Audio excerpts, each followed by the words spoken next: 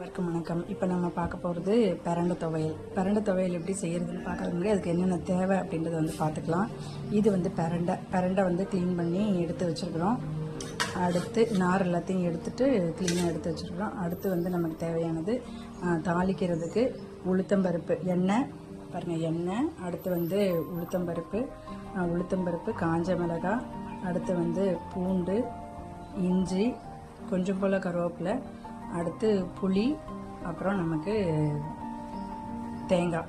இதெல்லாம் தான் நமக்கு தேவை. இதோட சேர்ந்து உப்பு. சரி, இதை எப்படி நம்ம செய்யலாம் அப்படின்றத பார்க்கலாம்.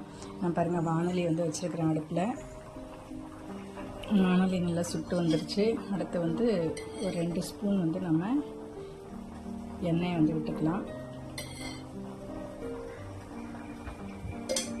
எண்ணெய் சுட்டதும் நம்ம எடுத்து வச்சுருக்க இந்த உளுத்தம்பருப்பை போட்டுக்கலாம். அதோட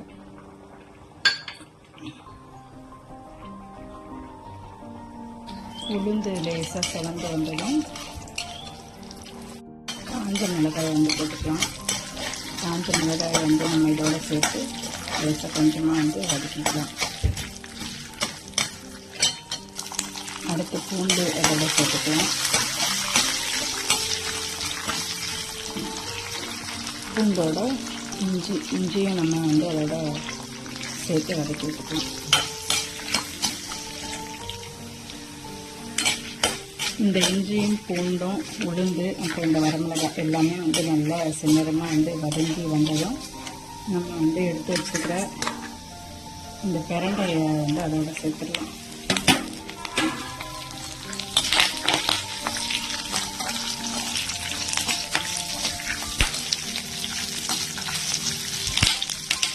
பிரண்டையும் நல்லா வதங்கி வரும்போது அடுத்து நம்ம தேங்காயை ஆட் பண்ணதோட நல்லா வதக்கி விட்டுக்கலாம்.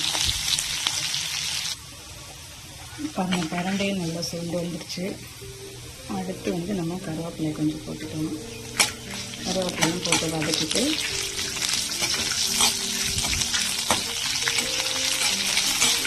லேசாக வதக்கி வச்சுட்டு அடுத்து தேங்காய் எடுத்து வச்சுக்கலாம். அந்த தேங்காயை இதோட போட்டுக்கலாம்.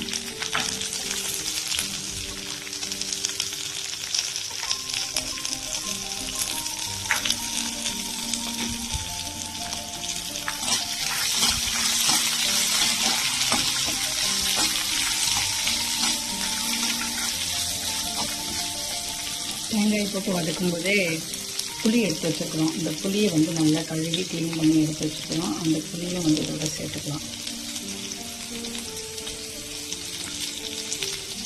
அந்த புளியை இதோட சேர்த்தாச்சு.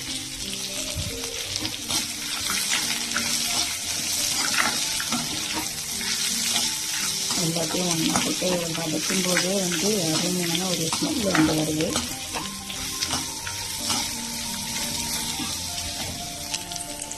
இதோட போதுமான அளவுக்கு உப்பையும் போட்டுடலாம். உப்பையும் போட்டு நம்ம வதக்கிட்டு நிறுத்திடலாம். இதை அப்படியே ஒரு தட்டில் போட்டு இதை ஆற வச்சுக்கலாம். ஆறின பிறகு எடுத்து நம்ம மிக்சியில் போட்டு அரைச்சிடலாங்க. அரைச்ச பிறகு தாளிக்கணும். தாளிக்கிறது தேவையானது எண்ணெயும் கடுகு மட்டும் போதும். அதை தாளிக்கலாம். இருங்க, நான் இதை அரைச்சிட்டு பாருங்கள், அரைச்சி எடுத்தாச்சு.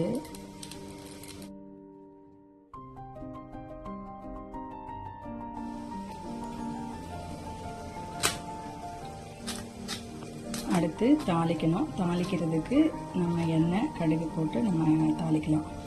தாளிக்க ஒரு 3 ஸ்பூன் எண்ணெய் மாதிரி விட்டுட்டு, ஏன்னா அது அப்படியே தவண்டு வரணும்.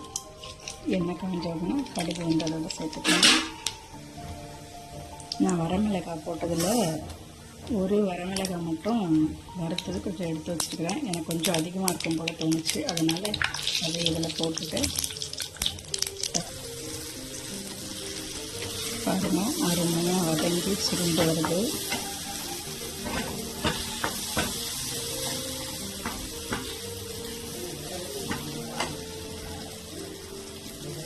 இதோட நியூட்ரிஷனல் பெனிஃபிட்ஸ் ரொம்ப அதிகம். மூட்டு வலிக்கு ரொம்ப நல்லது. ரொம்ப பசியை தூண்டும்.